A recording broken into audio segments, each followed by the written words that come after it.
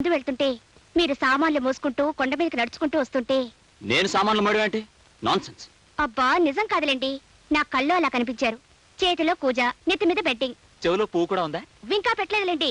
ఇంతలో మా ఫ్రెండ్స్ వాళ్ళని చూసి స్టాప్ ఇట్. నేను నెత్తి మీద బెడ్డింగ్ పెట్టుకుని రైల్వే కూలీలాగా నీ వెంట వస్తుంటే నీ ఫ్రెండ్స్ నన్ను చూశారా?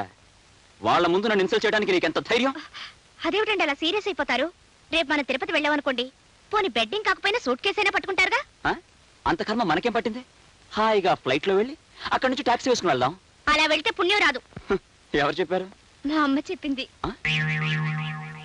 ఓహో, ఇది కూడా మీ అమ్మ ఫిట్టింగ్ అన్నమాట. అది కాదండి, మనం సామాన్లు పట్టుకొని కొండ మీదకి నడుచుకుంటూ వెళ్తే 4 జన్మల పుణ్యం వస్తుంది. సామాన్లతో పాటు నిన్నొక భుజం మీద మోసుకెళ్తే 6 జన్మల పుణ్యం వస్తుందని చెప్పలేదు? నార్మల్. అసలు మనం తిరుపతికి వెళ్ళడం జరిగితే నీ నెత్తి మీద సూట్ కేసు, మీ అమ్మ నెత్తి మీద ఈ మంచం, ఈ